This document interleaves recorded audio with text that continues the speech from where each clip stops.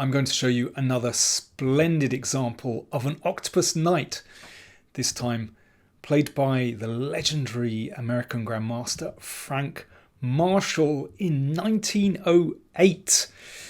Long time ago, ancient times. Of course, Frank Marshall was one of the 5 original Grandmasters named by the Russian Tsar in St. Petersburg in 1914. I almost said 2014 there. 1914. So he really is, well, one of the legends of chess history. And he does something pretty special in this game. By the way, I should mention that this game was suggested to me by a viewer, Fred Davis. Thank you very much. I really enjoyed looking at this game. So here we go. It's, as I said, played in Vienna. Georg Salwe is playing white. He was from Poland. And Frank Marshall playing black. And it's this knight g5 move. Some people call it the fried liver, 2 knights, whatever. It's another very old variation. Even 1908, it was pretty well worn. And d5 is the approved way of playing. And here, bishop b5 is the main line. And then c6, and you take, and so on.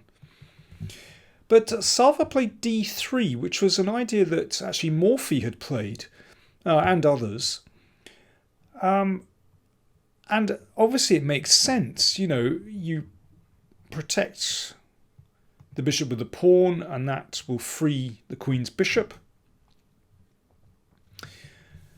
So how does black play against this? Well, Marshall played in the approved way, driving the knight back, and then e4. Obviously, if that's taken, then knight takes bishop. Queen e2, pinning.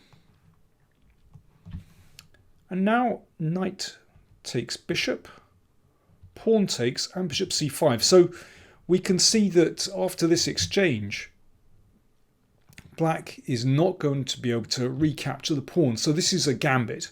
White is a pawn up. Black has very free development for his pieces. You can see already. Very nice position, actually. And ready to castle. And who knows, that bishop might come out to g4 as well. So knight d2 played by Salwe. Castles. Knight b3 and bishop g4. Good intermediate move. And the point is that if queen d2, you can actually break with e3 and open up the e-file. And that's actually already tremendous for black. So the queen has to go backwards. Now this had been played before. Even in 1908, this was a theoretical position. And here, Marshall comes up with a new move. I'm sure that he'd prepared this. But in any case, it's a really great idea. Perhaps you'd like to have a think. What would you play here with black in this position? Marshall finds a significant improvement on previous games. What was it? Okay, here we go. Black to play. Instead of dropping the bishop back to d6 or e7, Marshall flicked in this check. Well, that check can be blocked in various ways. I'll go into this position right at the end of the game, actually. But let's just look at the game continuation. Salwe played c3, the obvious move, and Marshall put the bishop back on e7. Now, white drives that bishop back and plays bishop e3. Well, I think it's pretty clear that Salwe wants to play knight d2 and castle queenside. Remember, he's still a pawn up, has a nice clump of pawns there, and lots of pieces around the king. And g4 could even be used potentially later on to break open black's kingside. So what's Marshall up to? Well, here we see the reason why he wanted to flick in this check. He didn't do it for fun. So are you ready, black to play? Knight to d7. Aha! This knight is about to transform into an octopus. It's on its way to d3. Let's have a look. Knight d2, knight e5. There it goes. That's why the check was played, to provoke the pawn move c3, which weakens the d3 square. Very nice stuff. And I will go into the alternatives at the end of the game. So knight d3 check threatened, castles. Now it's important that black breaks up these pawns. So instead of you could check here with black, but instead b5 played. It's a good move. Pawn takes, and now knight d3. It's very powerful. Queen takes. Now the king steps into the corner, and queen takes b5. So material is now even, but black has that monster of a knight on d3, which controls these squares. I mean, looks so dominating there, and actually it rather dominates white's major pieces. The queen, the rooks, they don't have anywhere to go. And black, so well coordinated. Those rooks are connected, whites are split. f4. Here one could simply take that off. That's possible. I think f5 is also a good move. Marshall pressed on. He realised that if f5, then a4, and he's going to be first with the attack. So rook b1 covers b2, so the knight can now move. And actually I think a4 is still a good move, but f5 played.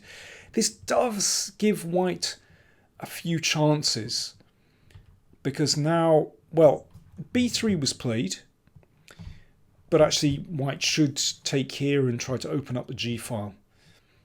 I mean, I would still take black any day of the week here with that wonderful knight, but also the fact that c3 is now weakened. It still should be better for black, but it's getting tricky. Here bishop f6 is the best move, and that makes it very difficult for white to free himself with the bishop trained on c3. c5 played. So expelling the knight from d4. And here, in fact, rook g1 does give white counterplay on the g-file. And after bishop f6, you can actually take on e4 with the knight. But white played queen e4. Bishop f6, good move. If queen takes queen, then bishop takes c3 check. Queen c4 check. Knight e4. It's still actually quite tricky. Rook here. And now, here white made really what was the final mistake. He should play knight d6. There you go. That's another octopus knight, or, well, temporary anyway. And white is still okay. But knight f6 played, which is kind of understandable given that that bishop is very strong looking on this diagonal. But now actually, somehow with the position somewhat simplified, this knight it becomes even more powerful. You know, controls e1, so white can't challenge on the e-file. It really dominates that bishop, such a poor piece. Blocked in by its pawn, and yeah, now it's time for black's rooks to invade, because these rooks here simply cannot challenge at all. Rook e2, invading on the second rank. And now here is really the culmination of black's strategy. Black's play and win. Again, what would you play here? I mean, there are several good moves, I think, but this one is really crushing. Knight e1, there we go. That wonderful octopus knight hits the first rank and is about to bounce into c2 to deliver checkmate. So just a couple more moves. Bishop takes c5. There, by this stage, of course, there's no defense. Check. And knight b4 check. And here white resigns. Well, we could see one more move. King a3. Rook. That was a mouse slip. Excuse me. Rook takes a2 and mate. There you go. But yeah, what a wonderful beast on d3. And it all comes back to that very important position on move 12. So instead of dropping the bishop back, Marshall flicked in the check, provoked c3, and then danced the knight round via d7, e5, and then into d3. Let's go back to this position. What would happen if white did not play c3? What about bishop d2? Well, then we can exchange and play rook e8, and white can't castle on the queen side because of the bishop. The queen gets in the way, and then e3 breaks open the e file, and that just gives black a tremendous attack. Okay, so what about knight c3? Still not satisfactory. In fact, about 20 years after this, Buenos Aires 1939, Keres had this exact position with black. Interesting, he was using Marshall's novelty, and he won very quickly with this, c6, just opening up the middle. White drove the bishop back, and then bishop d2. Keres took. Oh, I've got this wrong. I've played the wrong continuation. That's just a variation. This is actually what happened. So c6. My apologies. White took on c6. Bishop d2. So obviously he's trying to bring the king to safety. e3. Very nice move. We had that in my variation just a moment ago. So if bishop takes, then knight e4. White still can't castle. There's pressure here. Should give black a winning attack. And in the game, f takes, and bishop takes c2. Well, white is never going to be able to castle, and, well, Keres wrap things up very, very swiftly, taking material and bishop e4. I mean, what a crushing position.